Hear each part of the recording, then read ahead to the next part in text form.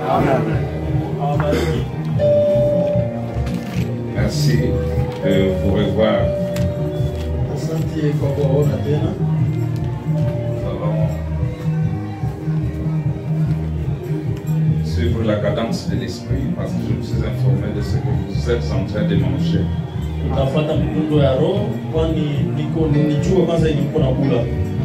je vais prêcher, je n'enseigne pas. Comme il y a les hommes de Dieu ici. Comme ça à la fin nous allons prier pour vous. Pendant que nous sommes debout, nous prenons 2 rois. Chapitre 2, versets 6 à 14. Vous m'entendez bien? Amen, amen, amen. Parce que moi, je ne m'entends pas très bien. Et avec les danses de l'autre côté, ça risque d'étouffer. Et il lui dit, reste ici, je te prie, car l'Éternel m'envoie au-delà au Jourdain. Il répondit, l'Éternel est vivant et ton âme est vivante. Je ne te quitterai point. Et ils poursuivirent tous de leur chemin. 50 hommes d'entre les fils des prophètes arrivèrent et s'arrêtèrent à distance vis-à-vis, et eux deux s'arrêtèrent au bord du Jourdain. Alors Élie prit son manteau, le roula et en frappa les eaux qui se partagèrent çà et là. Et ils passèrent tous deux à sec. Lorsqu'ils eurent passé, Élie dit à Élisée, demande ce que tu veux que je fasse pour toi avant que je sois enlevé d'avec toi. Élisée répondit, qui est sur moi, je te prie une double portion de ton esprit. Et Élie dit, tu demandes une chose difficile. Mais si tu me vois pendant que je serai enlevé d'avec toi, cela t'arrivera ainsi. Sinon, cela n'arrivera pas. Amen. Comme il continue à marcher en parlant, voici un char de feu et des chevaux de feu les séparèrent l'un de l'autre, et Élie monta au ciel dans un tourbillon. Élisée regardait et criait, mon père, char d'Israël et sa cavalerie. Et il ne les vit plus. Saisissant alors ses vêtements, il les déchira en 2 morceaux. Et il releva le manteau qu'il y avait laissé tomber. Puis il retourna et s'arrêta au bord du Jourdain. Il prit le manteau qu'Élie avait laissé tomber. Et il en frappa les eaux. Et il dit, où est l'Éternel, le Dieu d'Élie? Lui aussi, il frappa les eaux qui se partagèrent çà et là. Et Élisée passa. Prions. Seigneur Jésus, nous venons de lire ta parole. Elle est inspirée. Elle a été écrite pour notre instruction. Nous te prions de vivifier cette écriture ce matin pour le bien de tes enfants. Que nous ne sortions pas d'ici comme nous sommes entrés. Viens prendre toute la place, du début jusqu'à la fin, au nom de Jésus-Christ. Amen. Amen, amen. Alors je vais parler ce matin sur un petit sujet que j'ai intitulé Où est le Dieu de Branham? Mungu wa Branham yuko wapi? Amen. Où est-il? Yupo wapi? Branham a-t-il un Dieu? Branham iko na Mungu? Si oui, où est-il? Kama ndiyo, basi yule Mungu iko wapi? Nous voulons le voir. Tunataka kumuona basi. Dans notre lecture, on a parlé d'Élie et d'Élisée. Ndani ya usomi wetu tumesema juu ya Elia na Elisha. Et vous savez comment Dieu a choisi Élisée? Na mnajua kisi gani Mungu alimchagua Elisha? Frère Branham dit, Bwana anasema il a trouvé à son travail. alimkuta kukazi yake. Et Dieu vous prendra toujours sur les lieux de votre devoir. Na Mungu atakupata tu pale kuna nafasi kwenye watumikia. Il labourait avec une paire de bœufs. Asema iko na lima pamoja na ndama. Vraiment dit que ce n'est pas par hasard qu'il a choisi. Ndio anasema iko kubatisha juu ya Parce mchagua. qu'en labourant avec les bœufs, il pouvait être en mesure d'apprécier une ligne droite. Kwani kwa kulima na ngombe angepasha kuwa na shahada ya kufuatilia mstari wa Et mnyororo. Dieu vous utilisera selon votre nature, Na Mungu atakutumikisha kulingana na hali selon yako, ce que vous faites. kulingana na vile unafanya. Alors il dit, viens sur moi. Asa akasema njoo na unifuate. Il n'a pas discuté, Hakubisha, il a suivi. akafuata. Et quand la parole vous appelle, Na wakati neno la kuita, laissez tout ce que vous faites, acha yote ambayo unafanya, suivez la parole. fuateni Il neno. y a une récompense à la fin. Kwani kuna matabishi pale C'est mwisho. exactement ce que les Pierre et les autres ont fait. Njoni wa Petro na wengine walifanya. Jésus les a trouvés, Yesu aliwakuta, il a dit, venez, akasema njoni, suivez-moi. munifuate. Et vous savez qu'un jour ils nous ont dit, mais nous t'avons suivi, Na mnajua siku nous moja avons sema, tout abandonné. tulimfuata tukaacha Mais yote. qu'est-ce que nous aurons? Nini sasa tutapata? Jésus leur a dit, Yesu akawaambia, vous aurez des terres, mutapata des maardhi, mères, des mtapata maisons, mama, des frères nyumba, dans watu cette vie ndani ya hii maisha, et la vie éternelle na uzima wa dans les milele siècles à venir. ndani ya ile Donc karne il y a inayokuja. toujours une récompense. Manake kuna pia matabishi. Maintenant regardez, Tazameni sasa, alors qu'Élisée suivait Élie, wakati Elia alikuwa anafuata Elisha, Élie lui disait reste ici, Elia akamwambia Elisha, bakia parce que pale, Dieu m'envoie plus loin. kwani Mungu ananituma mbali za Et l'obéissance na utiifu devait faire ingepaswa kufanya qu'il reste là, abaki parce pale, qu'Élie avait un travail de l'autre côté. kwani Elia alikuwa na kazi kule ngambo ingine. Mais Élisée refuse. Lakini Elisha Il akakataa, dit je ne te laisserai pas. akasema sitakuacha kamwe. Vraiment. Donc c'est une désobéissance, Maana ile ni kutokutii, mais positive. lakini nzuri. Une bonne désobéissance. Maana Mais kutokutii comment moi je nzuri. peux laisser la parole? Kisi gani mimi naacha Je neno? dois te suivre. Napasha kufuata. Parce que c'est au bout du chemin qu'il y a la récompense. Kwani ni mwisho kule ya njia ndio kuko matabishi. Et vous savez qu'Élie est venu avec des miracles. Na mnajua Elia alikuja na miujiza, Mais nous n'avons pas vu sa prédication. lakini hatukuona mahubiri yake. Jean-Baptiste est venu Yohana Mbatizaji alikuja avec la prédication, na mahubiri, mais sans miracle. lakini bila miujiza. Mais Branham Lakini est Branham venu avec les deux. alikuwa na yote Et mbili, la prédication na mahubiri et les miracles. na miujiza. Branham, Manake Branham il réunit tout ce que les autres Élie avaient. anaunganisha yote ambayo Elia wengine walikuwa nayo. Et puis, regardez, Tazameni, Élisée suivait pas à pas Élie. Elisha alikuwa afuata hatua kwa hatua Elia, Il ne détournait pas son regard ailleurs. haukuwa atia maoni yake fasi nyingine. Ils arrivent quelque part, Wanafika fasi fulani, trouvent que le fleuve était plein. wanakuta kama bahari inajaa. Il a dit, il n'y a pas de bateau, Akisema hakuna meli hapa, il n'y a pas de pirogue. hakuna mtumbu. Qu'est-ce qui va se passer? Nini itakayopitikana? Il a vu Élie Akaona Elia, prendre son manteau, akamaka koti lake, frapper le Jourdain, akapika et Yordani, le Jourdain se sépara en deux, na Yordani ikajitenga et ils ont traversé à sec. na ukapita kwa ukavu. Il a gardé ça dans son cœur. Ile akaiweka Il moyo a wake, observé le geste. Il akachunguza a vu matendo, attentivement ce qui s'était fait. aliona kwa uangalifu ambaye nini Et de ifanyika. l'autre côté, Ngambo ingine Élie lui dit, Elia akamwambia, demande ce que tu veux. omba basi lenye nataka. Je crois que c'est la spécialité d'Élie. Ile njoo pekee ya Elia. Amen. Amen. Il a dit à Tiraït, Aambia atirai, demande ce que tu veux. omba yote ambayo unapenda. Amen. Quand tu dis à quelqu'un, Wakati demande ce que tu veux, omba kenye unapenda, c'est illimité. maana haina mipaka. Amen. Amen.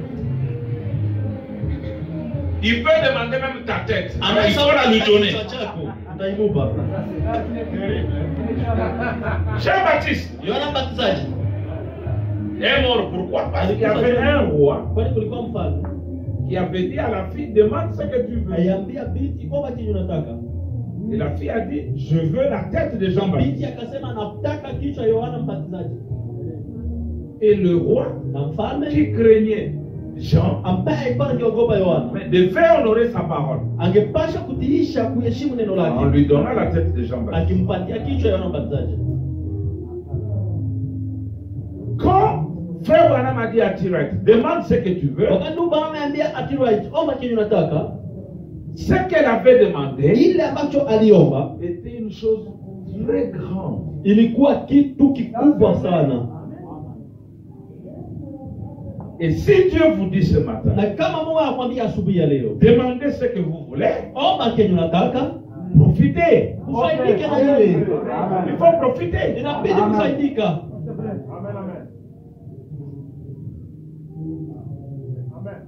Il ne faut pas demander n'importe quoi. Haibidi kuomba izuru nini. Demandez une grande chose. Omba ile jambo kabambi. Parce qu'il tiendra parole. Kwani yeye atashika neno lake. Élisée regarde, il dit, Elisha natazama anaona anasema ango c'est ouvert, liko wazi, c'est pas fermé. haifungwi. Alors, Sasa donne-moi une double portion de ton esprit. nipe sasa sehemu maradufu ya roho wako.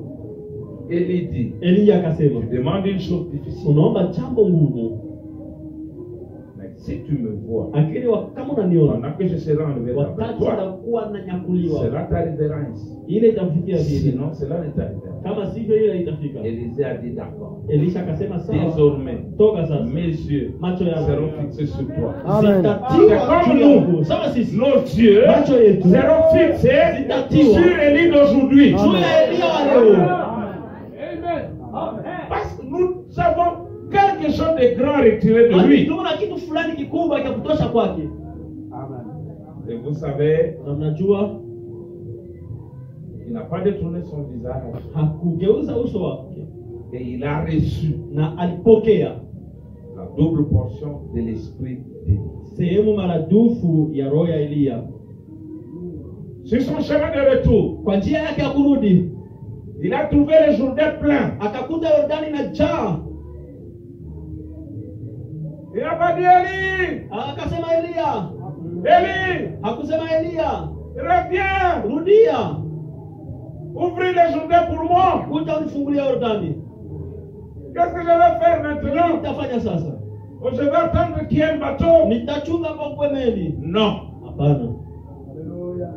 Il avait ce qu'Élie avait. Alikuwa na kenye Eliya alikuwa Il nacho. avait le manteau qu'avait Élie. Alikuwa na ile koti ambayo Eliya alikuwa nayo. Et il savait qu'il croyait dans le même Dieu qu'Élie. Na alikuwa anajua naamini Mungu yule yule wa Eliya. Il ne s'est pas inquiété comme nous le Hakuzungumza faisons kama aujourd'hui. sisi tunaoifanya leo. Aussi Branham était là. Brana angekuwa Maintenant, qu'est-ce qu'on va faire? sasa nini Il n'est tutafanya? pas là. Haiko. Non! Hapana. Il est là. Brana Ce qu'il avait, vous l'avez. alikuwa nayo, uko Vous nayo. l'avez. Muko nayo. Il ne s'est pas inquiété. Il a pris son manteau. Il a aussi frappé. Pia akapiga Mais bali. en disant, Akisema, où est l'Éternel? wapi wa milele? Le Dieu d'Élie. Mungu wa Eliya. Frère, Ndugu, aujourd'hui, leo nous sommes dans les mêmes conditions qu'Élisée. tuko ndani ya ile hali sawa Nous Elisha. savons ce que Branham avait. Tuko na ile kitu ambayo Branham alikuwa Devant nacho. n'importe quel Jourdain, Mbele nzuri Yordani. vous devez prendre le manteau Pasha kamata et koti. frapper. Où est le Dieu de Branham? Piga, Mungu wa Branham yuko wapi? À moins qu'on ne connaisse pas Branham. Kose kama hatumjui Et je Branham. pense que ce matin, nous allons le connaître. Na mimi asubuhi ya leo Nous allons voir tutamjua. ce qu'il était. Tutaona yeye akifanya Cet homme nini. que nous méprisons, c'est un grand homme Yeye qui a Bwana été mkubwa. envoyé pour nous bénir. Kubariki. Bénir quoi? Kubariki nini? Et ton âme, Na et ton esprit, et ta chair. Na mwili wako. Qu'est-ce qui était difficile devant Branham? Nini ilikuwa mbele ya Branham? Hallelujah. Branham dit ici, Ndio baba sema hivi. dans Élie et Élisée 32, nous descendons. Eliya na Il dit Elisha. maintenant, quand ils sont arrivés au Jourdain, Sasa wakati walipofika c'était le Yordani, moment de traverser. ilikuwa wakati ya kuvuka. Il a frayé la voie. Akafungwa Alors, njia. quand il a traversé, Sasa wakati alipovuka. et c'est l'étape de l'église du Saint-Esprit, Asema njoo kwa il kazi ya a kanisa dit, la Mungu. maintenant je voudrais te poser une question. Alisema sana nataka Qu'est-ce kuswali. que tu veux donc? Nini unataka sasa? Il a dit qu'une double portion de ton esprit vienne sur Akasema moi. basi sehemu maradufu ya roho yako iwe juu yangu. C'est ce que Branham a dit de Joseph. Branham alisema juu ya Yusufu. Et vous êtes Joseph aussi. Na nyinyi pia ni wa Yusufu. Amen. N'est-ce pas? Hivyo Abraham Abraham avait 3 fils. alikuwa na wana watatu. N'est-ce pas? Hivyo Il avait Ismaël, alikuwa na Ismaeli, il avait Isaac alikuwa na Isaka et il avait Jésus. na alikuwa na Yesu. Jésus, Yesu c'est la semence royale. ni mbegu ya ufalme ya Abraham. Frère Branham dit c'est la semence de la foi. Ndugu Branham anasema ni mbegu ya Et imani. tout celui qui a la foi d'Abraham Na kila yote ambaye iko na imani est ya la Abraham semence d'Abraham. Yeye ni mbegu ya Abrahamu. Pas seulement Jésus, Hapana tu Yesu. et nous tous. Nasi sote. C'est la même chose avec Branham. Na ndio vile Abrahamu. Amen. Il a Joseph, son fils. Iko na Yusufu mwana wake. Un fils qu'il a obtenu par la foi. Mwana ambaye pokea kupitia imani. Et vous, Na ninyi. je n'ai pas le temps de lire cette citation. Il vous inclut. Anawaingiza Et ndani. quand je verrai mon fils Joseph, Wakati itakapona mwana et huyu Billy-Paul, na et Billy-Paul. vous mes autres fils, Na nyinyi wana wangu. prendre la Bible et faire ça dit le millénium va commencer. Miliani itaanza. Moi je suis fils de Branham. Mimi ni mwana wa Branham. Pas selon la chair. Hapana kulingana na mwili. L'enfant de la foi de Branham. Lakini mtoto wa imani wa Branham. J'ai le plus grand droit sur Branham. Niko na haki kubwa juu ya Vous Branham. aussi. Sawa nanyi pia. Il est mon père. Yeye ni baba Je yangu. suis héritier de ce que lui Niko a. murithi na yote yako nayo. Merci Jésus. Amen.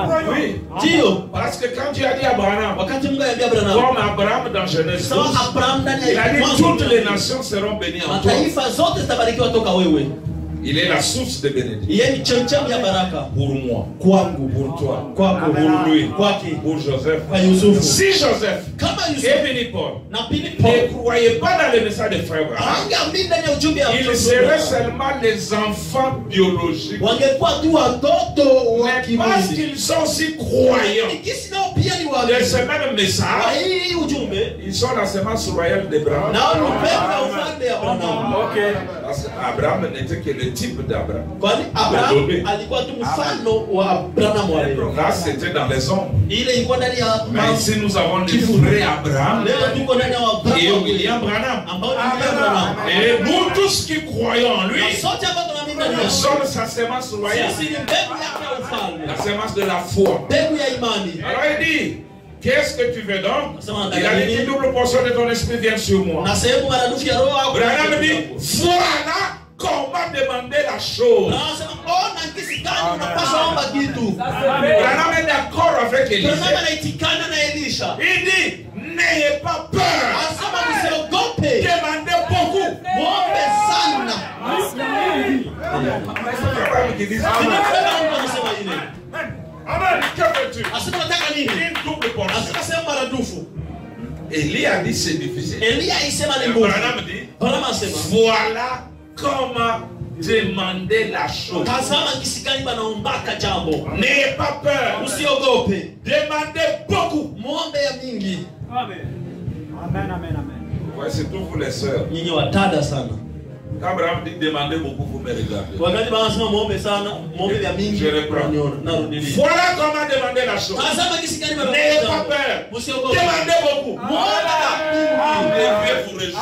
Ungepasha furahia ile. Quand toi, tu te limites à demander le mariage, Wakati c'est ça demander beaucoup. ndoa, ile ndio kuomba mingi. Donne-moi un mari. Unipatie Il y Bwana. aura un mari qui va peut-être te tourmenter toute Utakuwa ta na vie. Bwana yatakutesa maisha yako yote. Et tu diras, Dieu, j'ai demandé beaucoup. Na utasema Mungu niliomba vya mingi. Jésus a dit, Yesu alisema vous ne recevez pas parce que vous ne croyez pas. Vous ne demandez pas. hamupatake juu hamuombake. Vous ne demandez pas parce que vous ne croyez pas. Hamuombake juu hamuamini. Demandez beaucoup afin que votre chose soit parfaite. Ili furaha yenu iwe kamilifu. Branham continue. Bwana Il mwanaendelea. dit, demandez beaucoup. Asema muombe mingi. Oh Dieu, Oh Mungu, ne fais pas que je sois un peu mieux. usifanye nikuwe tu mzuri kidogo. Rétablis-moi complètement. Nirudishe mie wote. Bwana sana. Il dit, ne me laisse pas voir juste assez de religion pour me rendre misérable. Asema usiniache tu nikuwe na dini juu niwe mu. Tue-moi au péché afin que je vive en Christ. Ni uwe ndani ya dhambi. C'est juste. Asema ni kweli. Ne fais pas de façon que je fasse marche arrière pour incliner peut-être la tête de temps à autre. Aussi Fais que je puisse crier. Usifanye kama nirudie nyuma ili nikunje kichwa. Fais que je puisse ouvrir la bouche et Niweze kufungua chanter. kinywa na kuimba. Adresser des louanges à Dieu. Nikipana sifa kwa Mungu. Donne-moi la chose entière. Nipatie kitu yote. Accorde-moi de recevoir le baptême. Nipeni pokea ubatizo. Tue-moi aux choses du monde. Niwe mambo ya Là où dunia. les gens sont autour de moi. Kwenye watu niko Quand karibu je yangu. vais à l'église, Wakati niko et je kanisa. t'adore. Na nikuabudu. C'est juste. Ni kweli. Peu importe ce que pense quelqu'un d'autre, haizuri yenye mtu mwingine tue-moi anawaza. tout simplement. Niue tu. C'est de cela que nous avons besoin ce soir. Une expérience du Jourdain. Mazoezi ya Yordani. Est-ce juste? Ni kweli. Beaucoup d'entre nous étions comme l'école des prophètes. Wengi kati yetu Nous walikuwa étions là sur shule ya l'autre manabii. flanc de la colline. Tulikuwa shimama ngambo Regardez nyingine ya à mlima. distance. Tukitazama kwa mbali. Traversons la rivière ce soir. Tuvuke mtoni jioni ya leo. Vous dites, Unasema, eh bien, Vema. madame une telle a été guérie. madam fulani Elle alipona. avait le cancer. Alikuwa na kansa. Monsieur un tel était dans un fauteuil roulant. Bwana fulani alikuwa Il a ndani ya kiti ya marché. kilema Mais alitembea. qu'en est-il de vous? Unasema sasa wewe ni yeye. Avançons ce soir. Tuvuke. Kwa mwingine alipona. Mwingine alibarikiwa. Kwa mwingine hata wewe ni yeye. Wanasema Remarquez, tambueni. quand ils ont traversé de l'autre Wakati côté, walipovuka kama mwingine il a dit, eh bien, alisema tu as vema, demandé une chose umeomba difficile. kitu kigumu, Mais néanmoins, Lakini, si tu me vois partir, wakati tu ukiniona nikienda obtiendras cela. utapokea ile. Branham dit, pouvez-vous vous imaginer un borgne? Unaweza kuwazia mtu ambaye anakufa jicho moja? Voilà les problèmes des chrétiens ce soir. Tazama shida ya Kristo jioni ya Ils ont leo. les yeux, Biko na macho, l'un sur Christ mmoja juu ya Kristo et l'autre sur le na ingine monde. kudunia. Élisée n'était pas un borgne. Elisha hakukuwa anakufa jicho Il moja. ne regardait pas et à Élie Hakukuwa anatazamia hata et au kuelewa monde. ama na kudunia. Il ne regardait qu'Élie. Yeye alikuwa anatazama Les Elia. problèmes des chrétiens, Anasema shida ya ils Kristo sont les yeux, l'un sur Christ et l'autre sur le monde. moja kudunia na wengine Kristo. Et c'est la raison pour laquelle nous n'arrivons nulle part. Na ndio maana hatufikake fasi fulani. Voilà la raison. Tazama On est des sababu borgnes. kipofu wenye jicho moja ndani juu. Nous avons beaucoup de besoins. Tuko na haja nyingi, tuko nazo Nous avons l'opportunité. na tuko na bahati. Uheri On nous dit, demande ce que tu veux. banatuambia omba kinyo unapenda, Tu demandes, mais unaomba, entre-temps, tu regardes et sur le monde et sur Christ. lakini pale pale unatazama kudunia na Kristo Au lieu de ne regarder qu'une seule chose. kwa ajili ya kutazamia kitu moja tu. Il dit, je peux voir Élisée l'observer. Sasa unaweza kutazama Elisha kimoja, Chaque mouvement qu'il faisait. kila kitu ambayo Ce n'est que de cette façon-là ni kwa ile qu'il namna tu allait obtenir la bénédiction ndio angepasha en kupata baraka l'observant. kwa kumtazamia yeye. Il a gardé l'œil sur lui. Aliacha jicho lake kwake, Gardez l'œil sur Christ. mwangalie Kristo. Ne considérez pas la gravité de votre maladie. Usione nguvu wa Tout magonjwa ce que le docteur a dit. ambaye mganga Si alisema. vous regardez à la parole, Kama unatazamia et neno en même temps, na pale ce pale que le médecin vous a dit, vous considérez vous êtes un borgne. mganga anakuambia uko kipofu alicho moja. Donc vous regardez à la parole, Unatazamia et neno ce que la science dit. na yenye sayansi inasema. Ce que le docteur dit. Et Ce qu'il dit, ça me regarde Yeye pas. anasema Moi, haimwagi. je regarde Christ. Mimi natazamia La Kristo. parole, Neno. il m'a dit, si tu ne veux partir, Kama c'est unataka que tu as demandé ikienda reviendra. je kuniomba utaipata. Il est médecin, Yeye ni mganga mais un croyant. lakini anaamini. Les bons médecins, ce sont les croyants. Waganga wazuri ni waamini wa Ils Injili. savent Wanajua que eux ne font kama qu'aider. wao wanasaidia Et ils tu, ont trop besoin de wana Dieu haja tu ya pour Mungu les assister dans leur ili travail. wasaidie mkazi zao. Nous avons des docteurs qui, quand c'est difficile, nous Tuko na allons watoto arriver à wakati ça. ni nguvu tutafikia pale. Nous avons Samadé. Tuko na Samadé. Samadé. Samadé. Lui, quand c'est difficile, Yo wakati ni il nguvu fait recours à Frère Branham. anakimbia kwa Bwana Et il réussissait toujours. na alikuwa anafanikiwa kila mara. À quoi tu regardes? Unaangalia nini? Frère Branham dit, Dupara masema si Dieu me disait, kama Mungu akiniambia va au cimetière, uende kukaburi tu vas makaburi ressusciter George Washington. utafufua George Washington. Branham dit, Bwana anasema je le dirai au monde entier. ndaisema Et kumbie venez voir mukuye ona cela s'accomplir. ile ikitimilika. Lui ne se pose pas la Yeye question ajiulize de swali savoir c'est comment. kujua litakuwa namna gani. Cet homme est mort il y a des centaines Ule d'années. mtu aishakufa miaka Comment ishapita. va-t-il ressusciter? Jinsi gani atafufuka? Ce n'est pas son problème. Il Il a les yeux fixés Yeye sur macho Christ. yake Et naangalia Christ Kristo. est la parole. Kristo ni neno. Si je dois regarder à la science, Kama nitasema hiyo mais kusayansi. là, mon cher, même les autres, tu ne vas plus le Mais trouver. il va C'est la poussière. Autant- Comment cela va se autant- faire? autant- À ce moment-là, je suis borgne. Kwa ile wakati mimi nikalicho. Je regarde et sur Dieu Natazamia Mungu et sur la science. na kusayansa. Il continue. Anaendelea. Il dit gardez l'œil sur Christ. Asema muache jicho Ne considérez pas la gravité de votre maladie. Usione kufia Ou magonjwa. ce que le docteur a Ama dit. yenye mganga alisema. Considérez ce que Christ a dit. Tazamia yenye Kristo alisema. Gardez l'œil juste là. Muache jicho Croyez ce pale. qu'il a dit. Mwamini yenye Ses alisema. ses paroles sont la vérité. Neno zake ni kweli. Gardez l'œil là. Muache jicho Il wenu a dit, eh pale. bien, si tu me vois partir. Alisema ukiniona Oh là nikienda. là. Oh là là. Il a continué à marcher en l'observant. Aliendelea kutembea Il akitazamia pale. l'observait. Haikuwa mtazamo. Tout à coup, Pale les chars pale. est descendu du ciel. Kisha Les gurudumu chevaux de kutoka feu. mbinguni Et il a pris Élie. na zikakamata Et Elia. tandis qu'il montait, Na wakati il alipokuwa ôta akipanda, cette robe avec laquelle il avait ouvert la mer. alitosha ile Ou kanzu plutôt ambayo le fleuve. alikuwa nayo. Il ôta cette robe. Akatosha ile kanzu Et il la laissa tomber. na akaiangusha. Et Élisée la ramassa. Na Elisha akaikamata. Un merveilleux type de l'église. Mfano mzuri wa Quand Jésus kanisa. était sur cette terre, Wakati Yesu alikuwa il pamoja a na accompli des grands miracles alitimiza et miujiza des grands mikubwa prodiges. na mishangao. Élie, quand il Elia, était ici, wakati il a alikuwa accompli hapa des miracles. alitimiza miujiza. Mais Élisée Lakini Elisha reçut une double portion de alipokea l'esprit. sehemu maradufu ya roho ya Il en a Elia. accompli 8 miracles. Alitimiza miujiza 8 Élisée en a accompli 16. na Elisha akafanya 16. Une double portion. Sehemu maradufu. Un type parfait de l'église. Mfano kamilifu ya kanisa. Une fois, Mara une moja personne demanda à Jésus, mtu mmoja akamuuliza afin Yesu, que mes fils soient assis dans ton royaume. nisaidia mwana L'un à ta wako droite et l'autre à ta gauche. mmoja kushoto mwingine kuume. Il dit, pouvez-vous boire la coupe que je bois? Asa unaweza kula kikombe na Elle a dit oui. akasema ndio.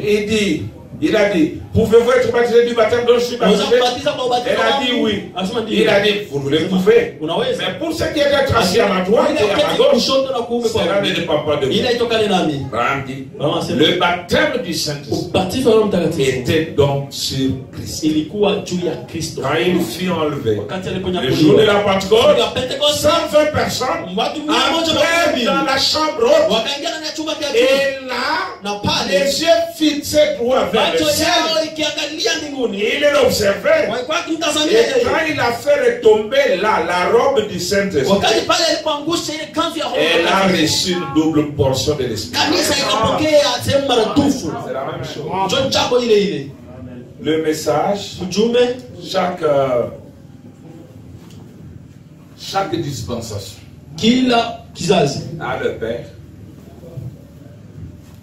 le Fils Baba, et Mwana le Saint-Esprit. na Roho Mtakatifu. Il y a 3 grandes dispensations. Kuko vizazi tatu kubwa. Frère Wanam dit que vous ne pouvez pas voir le Père Ndugu sans baadhi le Fils et hawezi sans kuwa le na baba Saint-Esprit. bila mwana bila Roho Parce que les Mtakatifu. 3 sont un. Kwani wote watatu ni Quand mmoja. vous avez l'un d'eux, vous avez tous les 3. Wakati kwa mmoja wao uko na wote Mais quand watatu. vous avez l'eau, Akiwa wakati kuna vous maji, pouvez manquer le sang. unaweza kosa Vous damu, pouvez manquer l'esprit. unaweza kosa roho. Il dit, ces 3 sont d'accord. Anasema vile vyote inaitikana.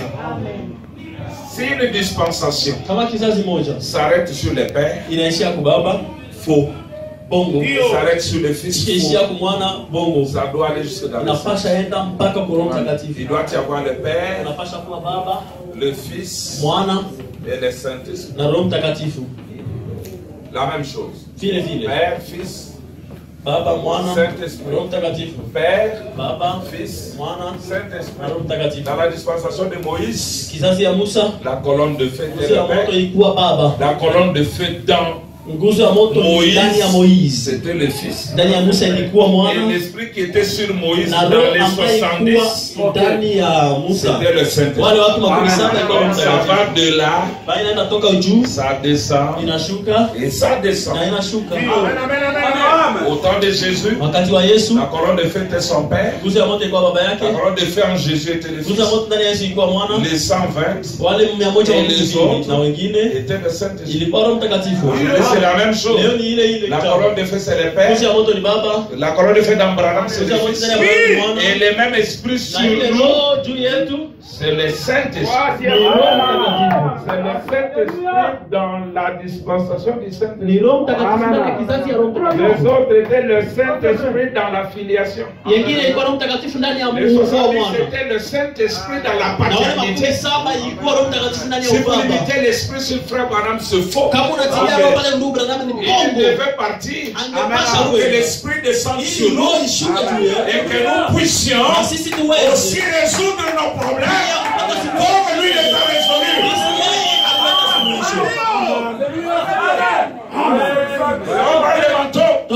Où est le Dieu de Branham? Où est le Dieu de Branham?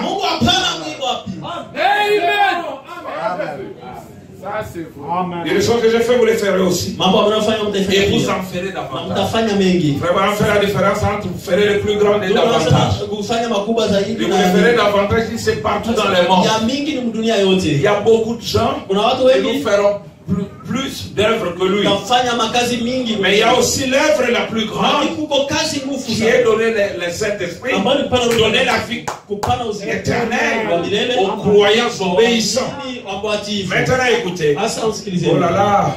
L'église du Dieu vivant, il déclare être baptisé du Saint-Esprit. Du même Saint-Esprit qui était sur Jésus, a déclaré embrasser les bénédictions du bord de la coupe. Et je me demande comment nous pourrions nous tenir tranquilles au moment où sa puissance s'émet comme cela. Oh là là. Je me demande si nous ne pouvons pas prendre la robe. Je vais la soeur là qu'elle prenne la robe. Prenez la robe. Je me demande si nous ne pouvons pas prendre la robe et dire où est le Dieu qui a conduit Jésus-Christ de victoire en victoire. Où est-il? Dieu nous demande de prendre aussi la robe. Amen. J'ai déjà dit les œuvres que je fais, vous en ferez aussi. Prenez la robe. Amen. Mais si Élisée avec la robe est venu, mais il a gardé la robe en train d'observer les journaux. Quelque chose a été il devait utiliser. On doit utiliser la robe. Amen. Écoutez. Il dit Amen. Certainement, il y avait un homme là qui avait une double portion. Et ils ont dit à descendre le voir. Voilà le problème qu'a le monde. Les gens sont frappés de lèpre et tout le reste. Ils doivent aller quelque part. Et Dieu veut que son église, qui a la double portion, brille. Les gens essaient de mettre cela sous le poisson. Mais ôtez-les et priez de nouveau. C'est juste. Nous essayons de cacher cela. Nous devons prier. Jésus a dit, voici les miracles qui accompagneront les incrédules. Non. Qui accompagneront ceux qui auront cru. Est-ce que vous croyez? Est-ce que vous croyez? Où sont les signes? Nous croyons. Les signes doivent le suivre.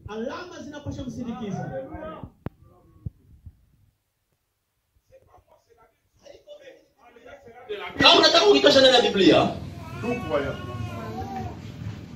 Et je vais vous montrer que beaucoup pensent croire Branham, ils ne le croient pas. Branham dit, là-bas à cette montagne, si je vous raconte ce que Dieu a fait dans ma vie, cela vous fera prospérer et vous rapprochera davantage de Dieu. Quand on entend ce que Dieu a fait avec Branham, l'impact de ça, c'est que ça nous révolte. Nous faisons un saut en Dieu. Mungu. Amen. Glory, ça c'est vrai. Amen. Nous avons peur. Nous prenons seulement nous mettons sur le gospel. Tunakamata ile tunaita La chini. priorité c'est la prière. L'église doit prier. Kanisa linapasha ngao. Nous avons tous les hommes médecins. Tuko na waganga wote. Nous avons tous les hommes médecins. Tuko na Tunachia. tuliachia vyote waganga. Mais c'est une honte pour l'église. Lakini ni haya kwa C'est kanisa. une honte. Ni haya. La première action que nous avons, Utoka kwanza quand j'ai mal à la tête, wakati donnez-moi l'aspirine. Donnez-moi c'est la première réaction. Est-ce que ile ndio kazi ya kwanza unapasha fanya? Oh Dieu, miséricorde. Pasteur, Pastor, je me sens pas bien. sisikie mzuri. Est-ce que tu es allé à l'hôpital? Est-ce que ulishaenda kwa L'église mganga? vaincue. Ile ni kanisa iliyoshindwa. Nous sommes vaincus. Tulishashindwa. Amen. Mais qu'est-ce que j'ai? Nini niko nayo? Si Jésus savait Kama Yesu alikuwa que anajua. la mission de l'église, Kama kazi ya kanisa. c'est d'aller construire les hôpitaux, Ni kwenda kujenga il allait dire, allez par tout le monde, construisez les hôpitaux et les écoles de théologie. Na masomo ya teolojia. Mais il a dit, allez par tout le monde, Mwende duniani prêchez kote. la bonne nouvelle. Pia habari njema. Et voici les miracles qui Na tazama accompagneront miujiza ambayo itasindikiza. même William Branham. Hata William Branham. Pour choisir Kwa kuchagua les messagers, mjumbe il a pris le modèle Paul. alikamata mfano Il Paulo. dit son ministère avec trois qualités. Huduma yake ilikuwa na haki tatu. Connaissez la parole? Ilikuwa na msingi La neno. puissance. Nguvu. Amen. Accompagner. Ilikuwa inasindikiza Cela ile doit neno. nous accompagner. Na inapasha kusindikiza. L'esprit Roho doit nous accompagner. inapasha kutusindikiza. Ton logo vraiment. Sawa, logos rema. Amen. Logo sirema. Logos rema. Deux deniers que Dieu a laissé à l'église, à l'hôtelier. Ile dinari ambayo Mungu Il aliachia a laissé kanisa. le brigand, l'homme qui était agressé par le brigand, il a laissé deux deniers. Aliacha dinari mbili kwa yule bwana ambaye alikuwa anapigwa na wale wabandili. La parole Neno et l'esprit. na roho. Amen. Mais nous n'avons qu'un denier. Lakini sisi tuko na dinari moja. La parole. Neno tu. Mais où est l'autre denier? Asa ile dinari nyingine iko wapi? Allons-y. C'est juste. Ni kweli. Attachez-vous à lui. Muambatane naye. Dieu est dans votre camp. Mungu yuko ndani ya kambi yenu. Qui sera donc contre vous? Nani sasa atakuwa zidi yenu? Ndio bwana anauliza hiyo swali. Frère, Ndugu, nous devions être comme Gédéon. tunapasha kuwa sawa Gideoni. Gédéon avait beaucoup entendu. Gideoni alikuwa sikia mingi. En Égypte, Misri. Dieu avait fait ça. Mungu alifanya. À la mer Rouge, Kubali il a fait ça. Alifanya Au hiyo. désert, il a Kujangwa fait ça. alifanya hii. Il a entendu tout ça. Alisikia ile yote. Mais il voyait Akili alikuwa les naona Madianites Wamediani qui les faisaient souffrir. walikuwa wanawatesa.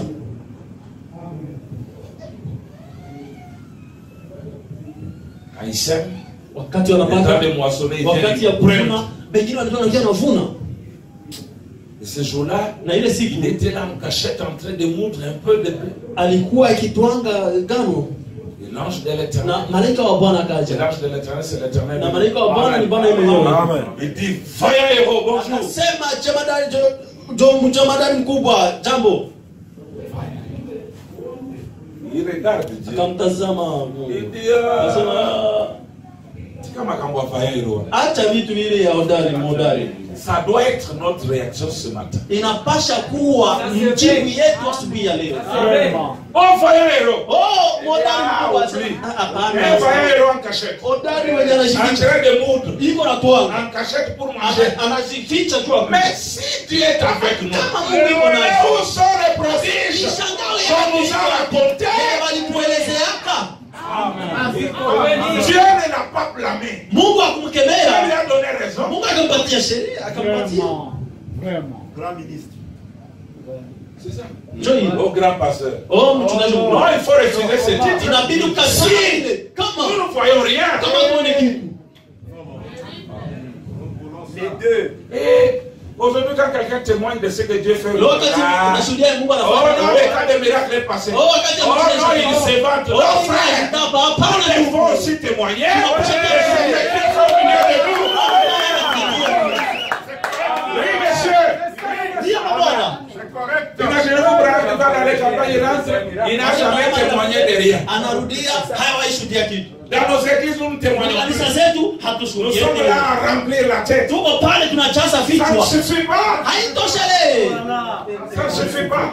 Haitoshi. Amen. Amen. Ça ne suffit pas. Ile haitoshi. Vraiment dit. Ndio anasema Quand on amène les gens wakati wanaleta watu et qui ne sont pas guéris, hawaponi, nous devons arrêter la marche tunapaswa kushimama et nous poser la question. tujiulize swali. Préparer un jeune. Tunatangaza mafungo. Kwa nini? Les gens ne sont pas guéris. Watu Alors que c'est ça même la mission de ile l'Église. kazi hata la kanisa. Amen. Amen. Et ici, frère Madame dit, Na hapa ndio anasema Seigneur Jésus. il dit dans la délivrance totale, asa ndani ya ukombozi il kamili. dit Moïse n'avait pas accepté une délivrance partielle. Asema Musa hakuitika ukombozi wa sehemu. Pharaon lui dit non. Farao anamwambia Ok, laissez vos enfants, vos femmes, allez voir. nyie mwende Moïse abudu. dit niet. Musa akasema bango. Ok, laissez les brebis aller. Oh, mwache makondoo. Pas même l'ongle, on laissera. Musa akasema tangu kucha Madame dit que kaje. c'est comme ça. Basi njoo Il faut une vile. délivrance complète. Inabidi ukombozi kamilifu. Amen. Amen. Et il dit ceci. Anasema hivi. Écoutez maintenant, c'est que je veux que vous écoutiez. Usikie yenye napenda msikie. Je prends juste le paragraphe 83. Kifungo Voilà, délivrance 83 ukombozi kamilifu. Voilà comment devrait être l'église. Tazama ngisi gani kanisa lingebidi likuwe. Nous prendrons la justice, Tutakamata haki, nous prendrons la sainteté, tutakamata utakatifu, nous prendrons le Saint-Esprit, tutakamata na Roho Mtakatifu. nous prendrons un groupe unifié. Tutakamata kundi na Quand nous ungamo. irons à l'autel. Wakati na kwa Il faut madhabahu. tout prendre, on laisse Inabidi rien. ukamata Les yote. gens pensent Watu que wanazia. comme nous sommes le message de Branham, Kisi tu wajumbe ya Branham. on n'a plus la justification, Hatuna tena kuhesabia on n'a haki. plus la Hatuna sanctification, tena kutakaswa. on n'a plus les... C'est un mensonge. Ile ni bongo. Le grain Mbegu a tout. iko na À yote. ses racines, Iko na à sa maandishi. tige, Iko na à muti. ses fleurs, Iko na tout mapua. est dans le grain. Yote ndani ya mbegu. Donc, frère Branham, Kama mtu anadu Branham. quand il a quitté le premier poule, Wakati kama mfuto il est kwanza. entré dans le deuxième poule. Akiingia Il a mfuto quitté le deuxième poule. Il est entré dans le troisième. Akiingia ya tatu. Vous verrez que même dans le troisième poule, le premier poule était toujours là. Mtaona mfuto wa tatu. Le deuxième était toujours là. Ya pili Il ilikuwa. était englobé. Iko na Il mpaka continuait à guérir, Akaendelea il continuait à discerner, et il avait la parole. na alikuwa na neno. Parce que c'est la plénitude. Kwani ni wingi, Vraiment, nous timilifu. prendrons tout ça. Basi tutakamata ile yote. Amen. Amen. Amen. Nous Amen. prendrons tout ça. Tutakamata yote. Correct. C'est comme tu l'as mené. Asante kisu mleta. Branham dit, Bwana asema, nous ne laisserons rien derrière. acha kitu.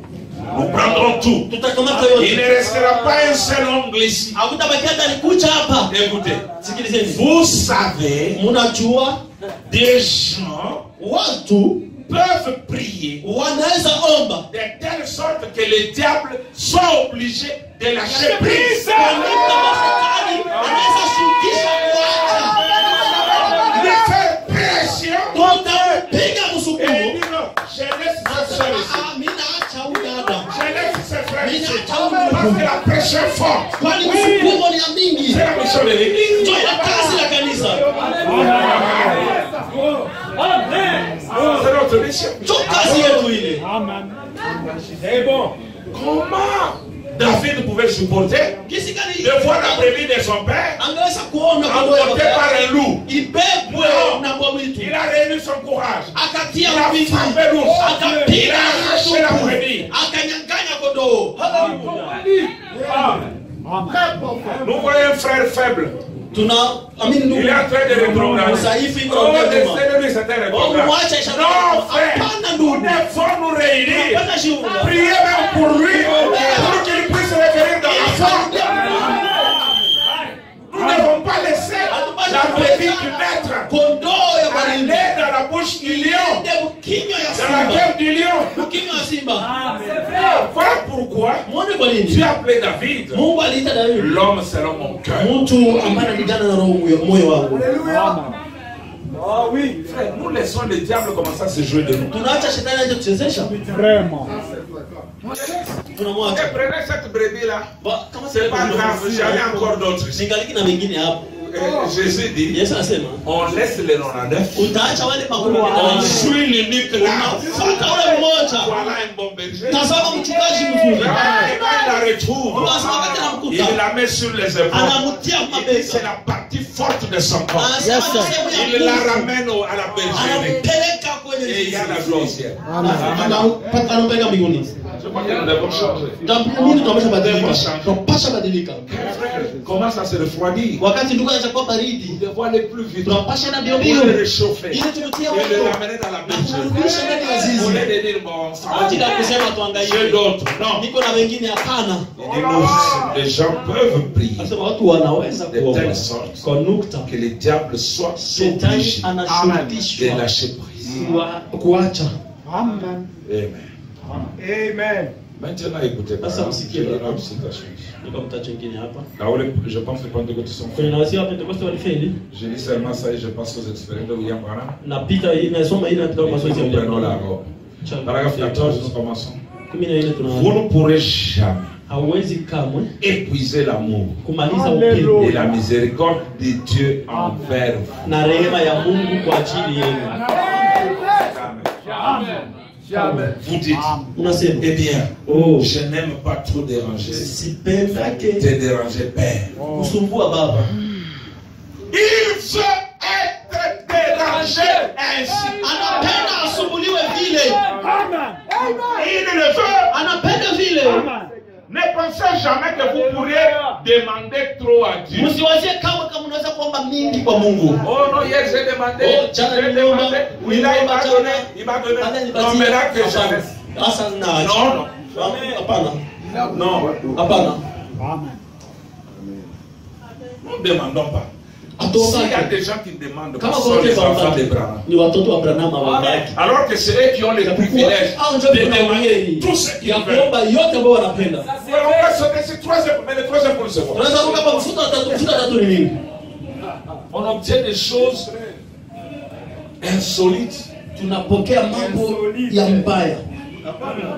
Ya kupita yenye haieleweki. Même un petit poisson Hata sehemu kidogo reçoit. pokea. Le poisson reçoit. Oposomu inapokea. Les écureuils Krishendi vinaumbwa, manger. zinakuliwa. Les enfants d'Aritiroi de Watoto rigoler. wa Tiro haito Mais nous nous na souffrons. akili si Or ça, ile ce n'était qu'une petite manifestation. ilikuwa masiriko kidogo, mama Ça anasema sera utilisé itatumikishwa. en puissance. Une citation. Bien sûr. Oui. Est-ce que tu es venu se limiter seulement aux enfants d'Atira? Oui. À ces quelques écureuils? Alors qu'il y a aux enfants de Dieu. Sisi tuko wavivu. Branham dit ça. Bwana anasema hivi. Amen. Il dit ça. Anasema ile Les yeux. Mais c'est pour nous. ni kwetu, ni kwa Nous ajili devons yetu. l'utiliser. Tunapaswa Il est kutumikisha. à nous. Iko ndani yetu. Alléluia. Il Alléluia. est à nous. Ile ni yetu. Amen. On dit, je crois Wanasema que nabii l'écriture dit, kama ndivyo inasema. vous ne recevez pas parce que vous ne demandez pas. Ampokea kisha Et vous muombaji. ne demandez pas parce que vous ne croyez Na pas. muombaji kisha Donc muombaji. ce matin, tout celui qui ne demande pas, c'est Asubuhi un leo. croyant. Mwenye haombe maji On ne msiamini. demande pas parce qu'on est croyant. Ah, Si on était croyant, on demanderait. Kama Et ungeomba dans sana. les millénaires, on demande. Hata unaomba. Exercice 65. Isaya 65. Pendant que vous serez en train de parler, Utakuwa mko nasema. j'exaucerai. Nitajibu. Pendant que vous êtes en train de penser, je saurai quoi vous pensez. Nitajua nini mko waza. Amen. Amen. On arrête de prier quand on laisse tomber le manteau de chair. Unaacha kuomba wakati unaangusha kote ya mwili. Vous devez demander. Lakini mnapaswa omba. Demandez beaucoup. Na muombe vya mingi. Jusqu'à ce que vous soyez vous satisfaits. Mtosheleke. Napaswa omba. On doit. Tunapaswa Celui qui ne demande pas être un croyant. Shurti. Mwenye haombe maji msiamini. Ndio. Écoutez, Sikilizeni. je vais vous acheter. Nataka kwa kwanza. Frère Branham, Ndugu pana masa. même avant le péché, Hata kabla ya tout ce qu'Adam demandait, yote ambayo Adamu alikuwa il anaomba. l'obtenait simplement. Alikuwa anaipokea tu. Or, nous sommes restaurés Japokuwa tumerudishwa en Éden, kule Edeni. comme Adam. Sawa Adamu. Demandez aussi comme Adam. Tuombe sawa Adamu pia. Branham dit, tout ce qu'Adam demandait, Yote ambayo Adamu alikuwa anaomba. il l'obtenait. Alikuwa anaipokea tu. Alléluia. Frère, comme vous dormez, vous aurez brûlé. Un message comme ça, tu dors. Si tu n'étais pas avec nous en Éden. Je crois que tu dis, vous ne recevez pas parce que vous ne demandez pas. Et vous ne demandez pas parce que vous ne croyez pas. Vraiment. C'est ma conclusion. Celui qui ne demande pas est un incroyant. C'est parce qu'il ne croit pas qu'il ne demande pas. Écoutez. Il veut que nous demandions et que nous croyions que notre joie soit parfaite. Il veut que vous demandiez beaucoup. Demandez de grandes choses. Ne limitez pas votre foi à quelques petites graines de moutarde. Montez ici à une autre sorte de foi et entrez dans les grandes choses. Amen. Merci Jésus. Il y a mon fils que je ne sais pas voir, ça fait 20 ans. Je peux l'appeler. Par ma foi, il vient. Je l'incite à préparer un voyage et il vient. C'est pire. C'est la pure vérité. C'est la pure vérité. Vous avez le pouvoir. Vous voulez envoyer un frère quelque part. Parce qu'il y a une urgence. Vous pensez à lui. Vous l'appelez. Il vient. Frère, c'est moi qui vous ai appelé. Oh, comment vous l'avez appelé? C'est moi qui vous ai appelé.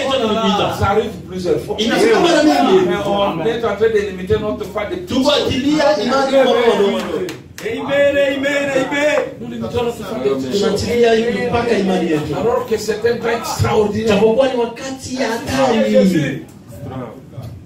Écoutez, il dit, les grandes choses sont tout aussi faciles à recevoir que des petites choses. Vous n'avez qu'à croire. C'est tout. Et si vous avez la foi et que vous savez vraiment l'utiliser correctement, ça ira très bien. Vous n'avez qu'à mettre cela à l'œuvre. Et ça marchera tout simplement. C'est la situation à laquelle vous êtes habitués. Il dit, un petit poisson ne peut pas épuiser l'eau de l'océan. Il ne peut pas manger des grains en faisant des économies dans un grenier égyptien.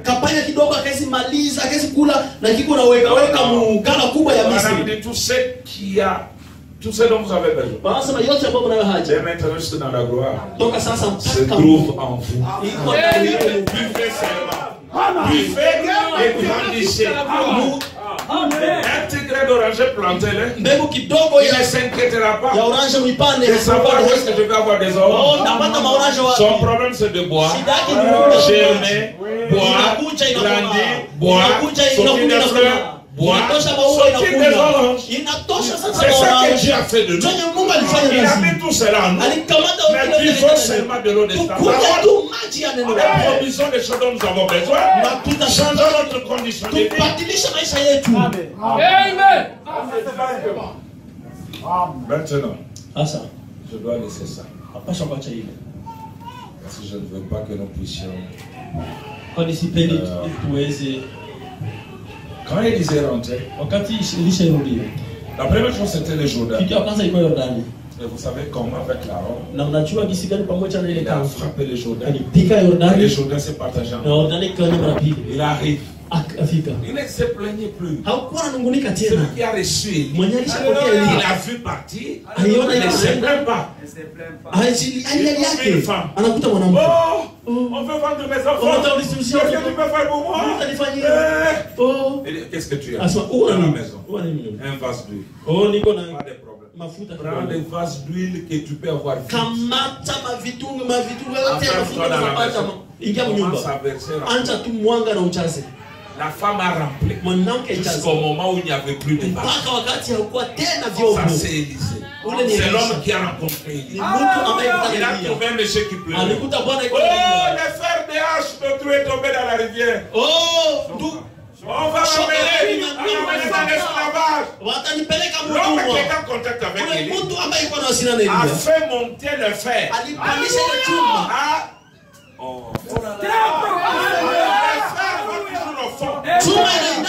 Le fer a flotté sur l'eau. Et l'homme a fait cela. L'homme qui est en contact avec Élie.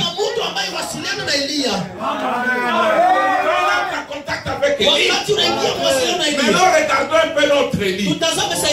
Notre Élie. Élie Branham. Qu'est-ce qu'il a fait? Alors ça m'a quelque chose. Amen, amen, amen. Écoutez ça. Apocalypse livre de Samuel. 116. Oh Dieu. Je suis heureux. Je t'aime tant. Je voudrais t'exprimer mes sentiments. Si je ne peux. Juste en remerciant. Exprimant l'adoration même de mon cœur. Que je t'adore. Toi l'incomparable. Je t'aime. Maintes fois. Dans des grandes épreuves. Voir un avion tanguer dans les airs. Descendre et couloyer. Et je regarde vers le sol au-dessous de moi. Et cela tourbillonne tout autour. Juste une petite prière. Et il se redresse. Sachant qu'on peut être plongé et à mourir en une minute. Ça c'est vraiment. Il est dans l'avion. Ah non. Les gens crient. Les autres avaient maré. Les champs sortent. Lui, il est là dans l'avion. Juste une petite prière. On va se mettre l'avion qui se redresse. Les gens continuent à faire leur voyage. Oh, Élie, voilà ce que tu as. Élie, c'est tenir debout devant les sorciers. Et les démons qui vous provoquent. Et marche vers vous. C'est une petite prière. Les laisse paralysés. Comment les démons hurlent et sortent tes enfants par la prière. Beaucoup de démons sont sur nos frères, sur nos enfants. Mais nous les laissons. Avons-nous rencontré Élie? Problème. C'est qu'on va être dit. Oh, mais tu es un démon. Les amis pas bien, n'écoute pas. Mais c'est un démon qui va frapper, tu vas te fatiguer. Oh là là. Fais comme Branham. Une petite prière. Ils vont descendre. Une petite prière. Les démons s'en vont. Oh, comment les démons les sortent de tes enfants par la prière. Oh, ton amour, Seigneur. Si le petit est malade, et qu'il vienne et disent, Papa, fais-tu prier pour moi? Nous le voyons calmer la fièvre. Apaiser l'enfant comme une mère calme son enfant sur son sein. Je ne suis pas contre le coup. Mais ici c'est l'enfant qui vient. La fièvre. Branham n'a pas dit l'aspirine. Mais Branham allait à l'hôpital. Mais ici Branham dit une petite prière apaise l'enfant, calme l'enfant comme l'enfant sur le sein. Comme nous te remercions. Peut-être que le malheur va venir. Nous le savons. Alors que nous regardons en avant et que nous voyons la grande marée orageuse de la mort là-bas, comme David autrefois disait, je ne crains aucun mal, car tu es avec moi. Nous te remercions, nous t'adorons. Voyons les âmes venir à toi, voyons les strophies, l'affligé, et l'aveugle, et le sourd, et le muet, être guéri, comme une confirmation de ta présence.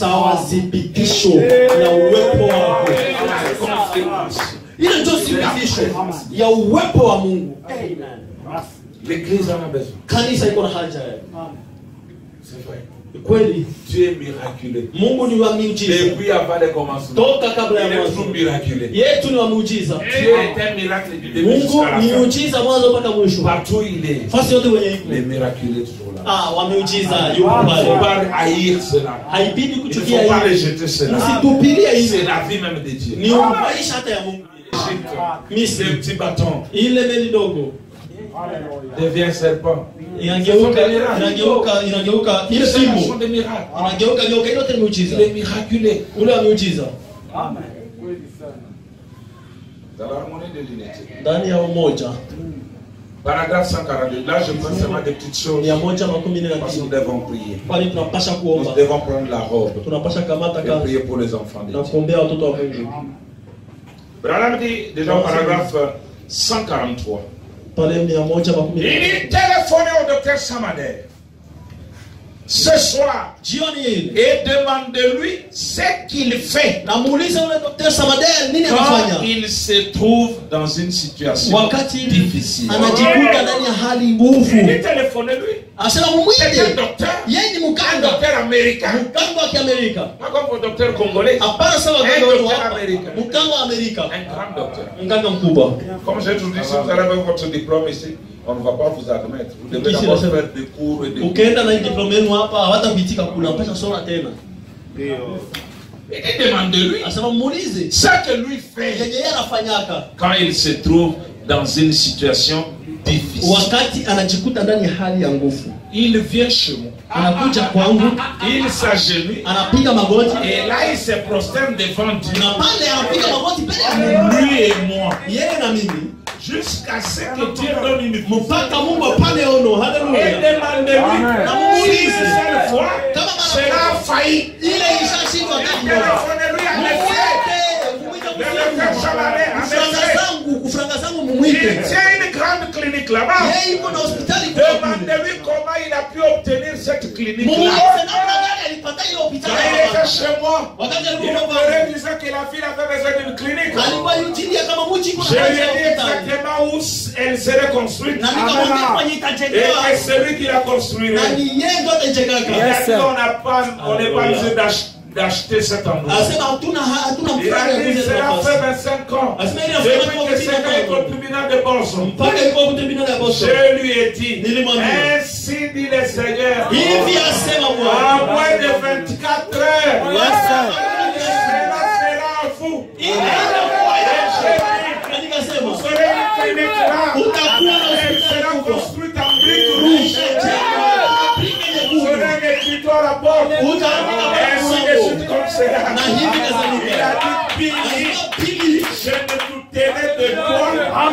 Sitakushakiaka. Du monde, mon fils. Sitakushakiaka kabisa kudunia J'ai yote. dit ainsi, dit le Seigneur. Nikasema hivi J'ai asema Bwana. dit le Seigneur vous Nikasema l'a donné. Bwana ameikupa. Le Seigneur lui a donné docteur. Mungu amepatia Il dit dokta. téléphone-lui ce soir. Asema mumwite Il mwaiba demande ce qui est na arrivé. mumuulize Et nini. le lendemain matin, Na kesho il m'a appelé au téléphone et m'a dit, Aliniita usiku ça akiniambia. me donne des frissons. Inaniletea On mishtuko. venait de m'appeler au téléphone. Ba- Et quelque chose est arrivé la nuit ba- dernière. na kitu fulani Et nous kiko avons usiku. déjà acheté l'endroit. Na tulishauza ile nafasi. Parce qu'il a eu l'argent. Na wote Pas d'argent. Alisema hata Ce n'est bwana. pas notre problème. Haiko Nous shida yetu. avons chauffé. Dieu qui pourvoit. Mungu anajibu. Vous savez pas, je ne sais pas. Ninatoka sijue. Ce que j'ai besoin, Ye niko nayo c'est haja. d'exprimer les besoins. Ni kupana haja yangu. Exprimer les besoins. Sema leo Et napenda. vous arriverez à Goma. Même si vous n'avez pas l'argent de Hata billet. kama una pesa ndio. N'est-ce pas? Si ndio. Je voulais venir à Goma Nilitaka kuja Goma. pour cette convention. Juu ya hii Je convention. n'avais pas l'argent. Nilikuwa sina franc. Mais je suis à Goma. Lakini niko Goma. Je suis à Goma. Niko Goma. Comment j'aurai l'argent? Kisi gani napata C'est pas franc? mon problème. Haiko shida. Je m'en fous de ça. Si ana Mais j'ai ile. besoin d'aller à Goma. Niko na haja kwenda Goma. J'exprime mon besoin. Ninapana haja J'ai yangu. besoin d'aller à Goma. Niko na haja ya kufika Et Goma. je suis à Goma. Na niko Goma. J'avais fait la clinique. Niko na haja ya clinic. Oh, je n'ai pas l'argent. Oh, sina pesa. C'est pas ton problème. Haiko Tu shida. auras la clinique. Utapata S'il y hospitali. a des gens qui doivent être des entrepreneurs, Kama kuna watu ambao wanapasha kuwa c'est fou ici, mes frères. Nini hapa ndugu? C'est fou. Ni nini? J'ai connu un frère. Hier, Jana. il dit, il y avait bien marié. Ndugu Je vais me marier, il n'y a pas d'argent. Je me suis marié, maintenant ma femme doit accoucher, il n'y a pas d'argent. Est-ce que c'est ton problème? Est-ce qu'il y a une shida? Quand Dieu Wakati Mungu ramenait son peuple dans la terre promise, taifa yake mwichi ahadi. Branham dit il y avait un chemin court. Il fallait prendre 10 jours. Kulikuwa njia ya mfupi ingebasha mata siku Et il 10. les amène par le chemin du désert. Akia akapitia njia ya Ils jangwa. se retrouvent devant la mer. Wanajikuta mbele ya bahari nyekundu. À droite, une grande montagne. Kushoto kule. À gauche, une grande montagne. Kushoto Il mlima. regarde en arrière Anatazama nyuma. l'armée de Pharaon, Jeshi ya Farao. coincée de toutes parts. Wanafungwa ngambo zote. Est-ce que Dieu était un idiot Mungu pour alikuwa les amener là-bas? S'il n'a pas de solution, kule kama hana suluhisho basi. quand Dieu vous amène dans des endroits compliqués, Mungu anapeleka ayez confiance qu'il a une solution pour faire sortir d'ici. La vérité, les marques que nous avons commencé à pleurer. Et Moïse prophétise. Les difficultés que vous voyez, vous ne les verrez plus. Ces difficultés que vous avez, vous ne les verrez plus. Les maladies que vous avez, vous ne les verrez plus. C'est la vérité. Quand vous êtes coincé, soyez heureux. Parce qu'il y a une solution. Mungu est passé dans la colonne de feu derrière eux, entre les Égyptiens et votre Dieu va se tenir entre vous et vos oppressions, et vos difficultés, pour qu'il ne vous arrive pas. C'est la vérité. Dieu dans la colonne de feu a regardé la mer rouge avec colère. Il a regardé l'obstacle là avec colère. Pour te laisser passer mon frère. Il y a une grande montagne. Mais moi j'ai quelque chose à faire là. Dieu me donnera la grâce de me retrouver là. C'est ça l'église du Dieu. Élie pleurait. Moïse a prophétisé. Vous ne le verrez plus. Vous n'avez même pas d'armée. Vous ne le verrez plus. Dieu a dit. Pourquoi crier? Vous énervez Dieu. Vraiment. Ça c'est vrai. Amen. Aïe aïe aïe. Il dit téléphonez-lui ce soir. Il demande-lui ce qui est arrivé. Le lendemain matin, il m'a appelé au téléphone, il m'a dit ça me donne des frissons. On venait de m'appeler au téléphone et quelque chose est arrivé la nuit derrière. Et nous avons déjà acheté l'endroit. Demandez-lui au sujet des cas qu'il m'envoie. Il est médecin. Il y a une situation difficile. Allez chez Branham. Frère Branham, je vous envoie telle personne. Écoutez, demandez-lui le cas qu'il m'envoie. Le cas qu'il m'envoie. Des gens rongés par le cancer. Mais il n'y a plus d'espoir du tout. Nous prions. Il m'appelle d'urgence à l'hôpital. Nous entrons dans la salle et nous fermons la porte. Le Seigneur donne une vision. Soit quand ils doivent partir, soit ce qui arrivera. Demande-lui si cela a déjà failli. Ceci n'est que quelque chose de mineur. Ceci est la moindre des choses que j'ai jamais pu vu s'accomplir dans toutes mes réunions. C'est vrai. J'ai tout essayé pour essayer de casser la chose. Dans les personnes nous avons un docteur, je vais citer son nom, le docteur Mayes. Si je peux entendre ceci, il n'est pas croyant du message. Mais quand il avait des problèmes difficiles il m'appelait. Et j'allais. J'ai prié et les choses marchent. C'est la vérité, frère. Nous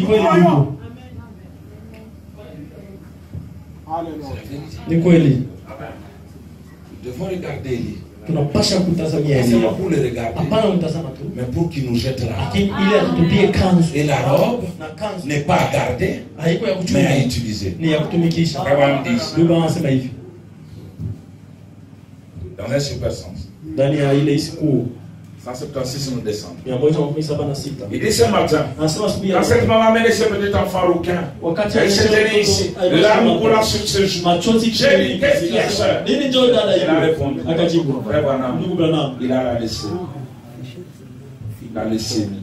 Iko na Le leukemia. cancer du sang. Ni cancer. J'ai senti quelque chose. Nilisi kitu s'élever. fulani kiinuka. Oh, Oh. il est un secours qui ne manque jamais. Yaani kimbilio Au ambacho temps de la kitoseka détresse. wakati ya magumu.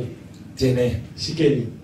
il n'y a pas longtemps, Hakuna wakati mingi. Billy et moi Billy na mimi étions en voiture. tulikuwa ndani ya gari. Des garçons de couleur Wa vijana weusi qui roulaient très vite, ambao walikuwa kimbiza gari. avaient arrêté une voiture Walitoka sur le côté gari et fait plusieurs têtes à queue, na walifanya projetant matoroza certains d'entre eux sur le pavé. ikitupa wengine kule kwa mapave. Un jeune homme resta coincé sous la voiture, Kijana mmoja kibaki akinikwa kule mugari. le dos bloqué. Mgongo ilishafungwa.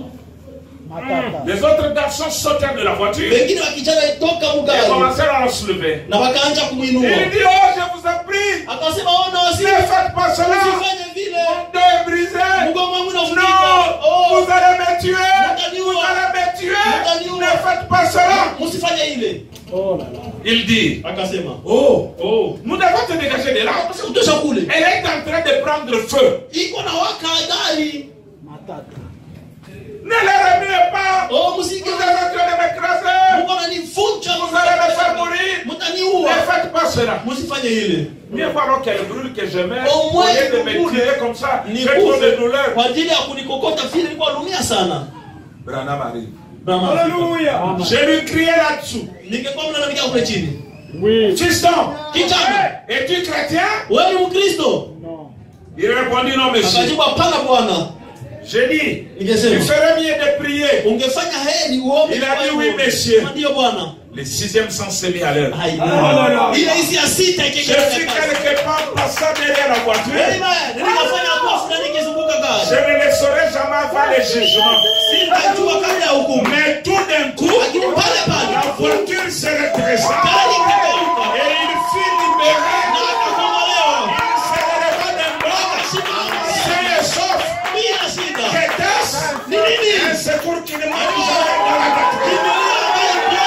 Wakati ya shida. Yaani yule yule Mungu. Où est le Dieu de Branham? Mungu hapana. Mungu yupo wapi? Yupo wapi? Yupo wapi? Yupo wapi? Comprenez rien. Shida Ton yako temps iko dépasse le temps. hivi. Hii shida hii uko nayo inapita hii. Mtu anafungwa na gari. Mgongo ya mvumi na Mais la katika. foi, le 6e sens. Akili mali Il si fait ya quelque sita. part. La voiture se redresse. Gari inageuka. Le garçon est dégagé. Kijana anatoka. Et il sort sain et sauf. Na anatoka bila shida. Mais où est ce Dieu? Ule Mungu yupo Le wapi? Dieu de Branham. Mungu wa Branham. Pas du Dieu de Branham. Nasema Mungu wa Branham. Le Dieu des vivants. Mungu aliye Ah, hai. le Dieu d'Abraham. Mungu wa Le Abraham. Dieu de Jacob. Mungu wa Le Yakobo. Dieu d'Isaac. Mungu wa Isaka.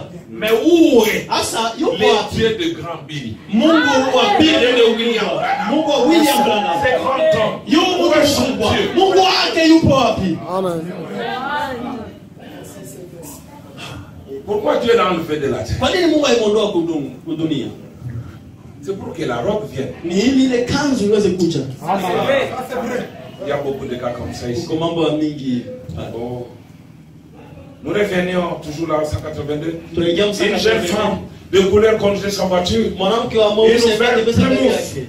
qui avait environ 400 000 au compteur, dans 600 km. Elle avait roulé à 5 vive allure. Alikuwa kimbia sana. Et j'ai vu la voiture. Na niona gari. Son vilebrequin était allé s'emboutir dans l'arbre. Ilienda bana mumuti vilebrequin atoa mgari. Billy et moi, nous nous sommes arrêtés. Billy na mimi tukashimama. La chaussée devant nous avait été éneigée et glissante. Na udongo mbele ilikuwa Mais à ce inateleza. moment-là, Kwa ile wakati elle était sèche. ilikuwa La inakauka. jeune femme. Mwanamke. Le vent soufflait si fort là-bas, Na upepo ilikuwa na au Minnesota, ilikuwa saa hizo qu'il avait emporté la voiture. ilikuwa inabeba Tu t'en souviens, gari. Billy? Unakumbuka Je Billy? descendis Nikashuka. en courant vers elle. Nikakimbilia ule mama. Alors, Wakati elle était assise là. alikuwa na keti Elle pale. dit, Akasema, oh, "Oh, je suis mourant. niko nakufa. Je suis mourant. Niko nakufa." Ils appelèrent l'ambulance. Wakaita ambulance. La l'ambulance arrive. ambulance ikafika. Un jeune homme gisait Na mort en kijana arrière de l'ambulance. alikuwa iko na lia L'ambulancier anataka dit, kufa. Ule ambulance je ne peux akasema, pas la prendre. siwezi kumkamata. Le fermier dit alors, Ule mlimaji akasema, envoyez vite quelqu'un d'autre. Cette femme est mourante. Huyu mwanamke anakufa. Je fais quelques pas jusque là. Nikatembea kwa Et je dis, madame, il me nikasema, madame, Elle a mwanamke, dit, oh, Chunga. ne me touchez pas, oh, monsieur. usiniguse bwana.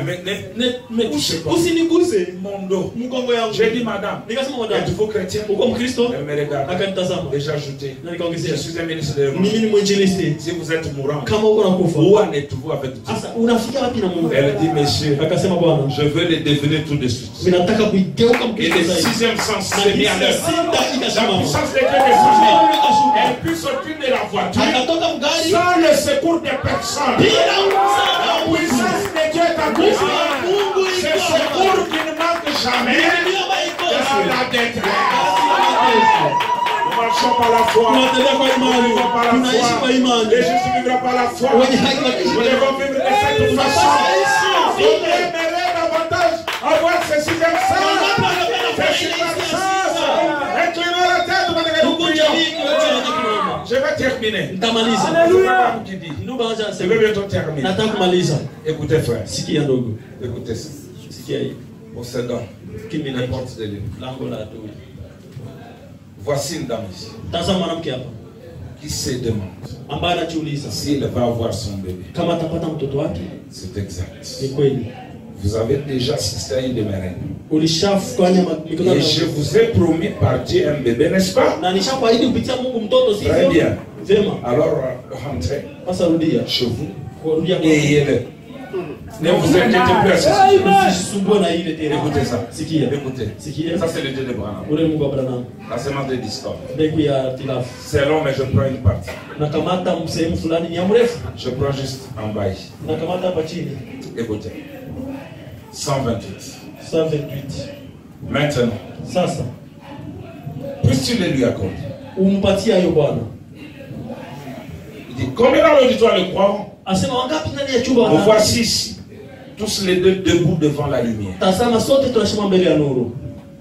déclarant que nous ne nous sommes jamais rencontrés dans cette vie. Tukisema kama tiwa Je n'ai pas la moindre idée de ce qu'est cette femme, sinaona hata moja de ce qu'elle est, kama hii ni nani. d'où elle vient, Ama anatoka ni wapi? de ce qu'elle veut obtenir. Ama anataka Je n'ai kupata. jamais vu de ma vie. Sijawahi kumuona Et maisha. je n'ai jamais vu la femme là-bas de ma vie non plus. Hapana, sio mwanaka. Mais voyez-vous, Lakini unaona voici ce que je vais vous amener à faire. tazama nataka kueleza En vous kufanya. débarrasser de cette discorde maintenant. Wachana na ile Et à ichilaka. croire la Na parole. kuamini neno. Alors que la parole est faite chair au milieu Wakati de neno nous. linafanyikana mwili katikati yetu. La parole prend vie dans notre propre chair. Neno nakamata Ceux qui uzima témoignent de la ndani yetu. présence de Dieu. Wenye wanaomba uwepo wa Mungu. Maintenant, Sasa puisses-tu le lui accorder acha basi uweze ce kumpatia qu'elle veut obtenir. ile yenye anapenda kupata. Écoutez vraiment. Bwana wanasema C'est pour un motif valable. ni juu ya lengo ya mzuri. Elle n'a pas d'enfant. Yeye hana mtoto Elle mwana. veut un bébé. Anataka mtoto. Elle a une quarantaine d'années. Iko miaka 40 hivi. Ce n'est pas certainement pas chose impossible. Kwa kweli haiko kitu ambacho haiwezekani. Quarantaine d'années, je m'en fous. Oh, miaka La 10. médecine dit, Mganga à 45 ans, c'est la ménopause. Kwa 15 ni mais menopause. Branham dit, Kibama sema. ce n'est certainement pas Haiko chose kitu impossible. haiko kitu inawezekana hivi. Et c'est un motif valable.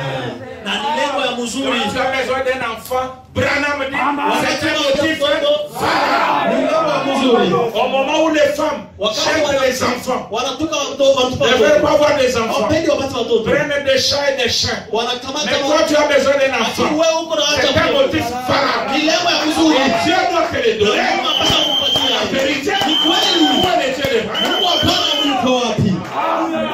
Il continue. Anaendelea. Il y a 6 ans plein dans l'auditoire en ce moment. Wanakuwa watu wengi wakati Des femmes qui avaient été stériles toutes les vies. wanawake ambao walikuwa Et qui hatasi sont maisha venus sur yote. l'estrade comme ça. Na haikuja kumibara Et le hivi. Seigneur leur a accordé des Na enfants. Bwana aliwapa watoto. Que quelques-unes d'entre vous qui le savent, levez la main. Na mmoja kati yenu ambao anajua watie. Voyez. Mnaona? L'autre jour, Siku j'ai nyingine pris une ravissante petite fille dans mes bras. nikamata binti kidogo ndani ya Dimanche, chumba. quand je suis sorti d'ici, Wakati dimanche mmoja. après-midi, sa mère était stérile. Le Seigneur a parlé. Et la petite fille, un amour de petit être. Oh, est-ce qu'elle est ici? Iko hapa ule Est-ce mwanamke? qu'elle est? Oui, la voici, juste Iko ici. hapa. Iko hapa. Assise juste ici. Akiketi La pale. mère est assise là. Mama anaketi pale. Voici la Tazama. petite fille elle-même. Vous la voyez? Elle a été une parole prononcée par Dieu. Amen. Maintenant, croyez-vous en lui de tout votre cœur? Croyez-vous que cette bénédiction que vous avez, que vous sentez en vous maintenant, c'est Dieu qui a répondu? Si Dieu me disait quel est votre nom, pour que vous puissiez donner un nom au bébé, croyez-vous? Alors, Madame Thompson, vous pouvez rentrer chez vous et avoir votre bébé. Si vous le croyez de tout votre cœur. Frère, ici, c'est quelqu'un qui n'a pas de bébé. Même si vous n'en avez que 2-3, et vous voulez acheter, vous dit c'est bon.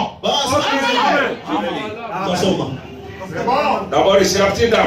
Les deuxièmes secondes. La petite dame qui est là. Elle a dit, vous avez demandé la bénédiction. Prophétisez quelque chose sur elle disant qu'elle aurait un bébé. Elle est assise dans son fauteuil roulant. Elle a eu son bébé. Écoutez ça. Je termine. La notice spirituelle autant convenable. 180 nous descendons. Cet homme a l'air, ici a l'air très robuste. Mais voyez-vous cette ombre au-dessus de lui? Ça veut dire qu'à moins que Dieu ne lui vienne en aide, il ne sera plus là très longtemps. Il a un cancer. Le cancer se trouve dans votre poumon.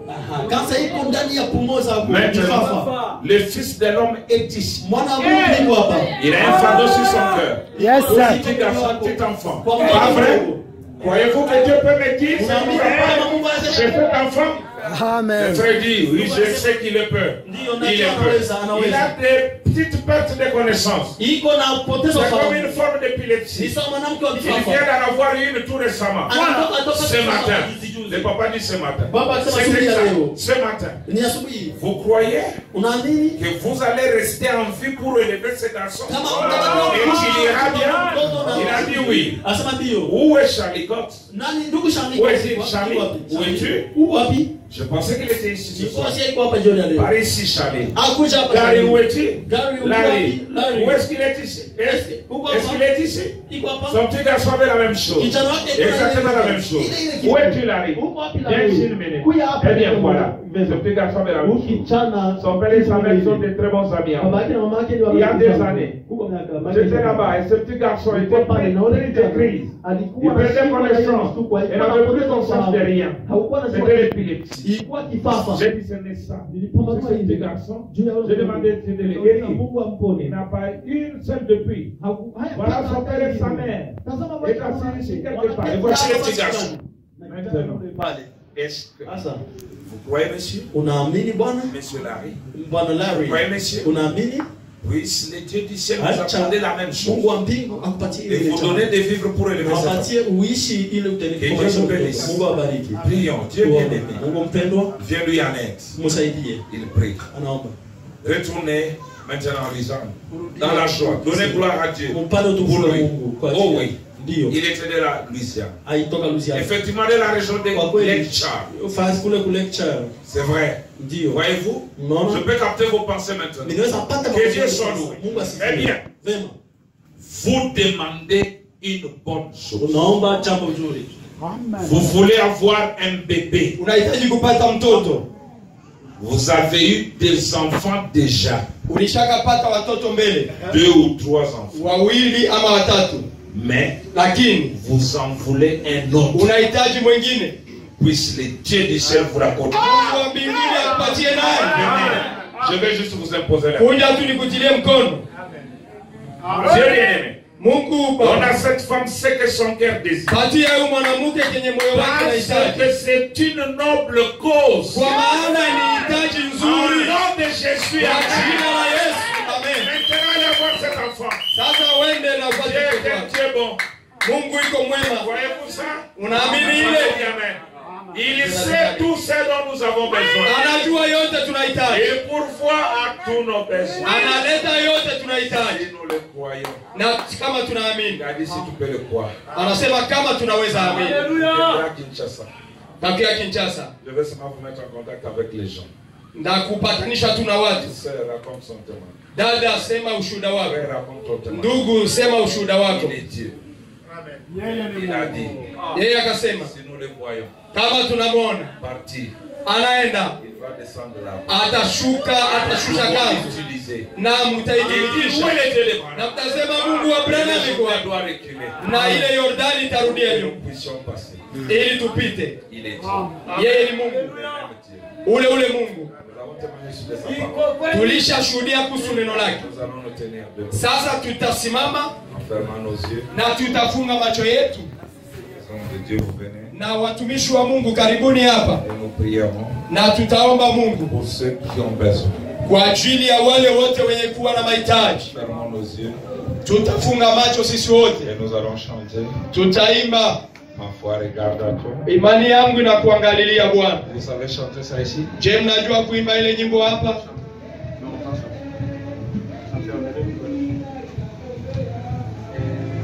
Ma foi regarde à toi, toi agneau de Calvaire, sauveur divin.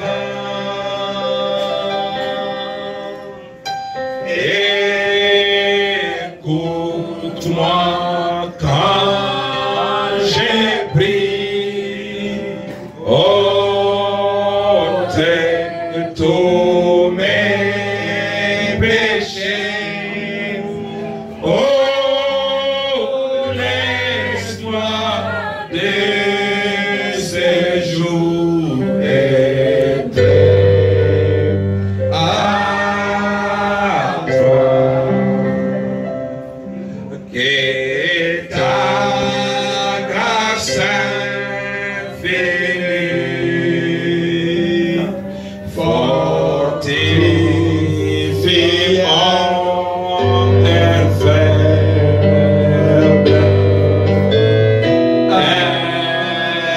Inspire-moi quand tu mourir pour moi, et mon amour pour toi, pur, chaud et changé soit un feu vivant, pur, chaud, ira ma sombre vie, les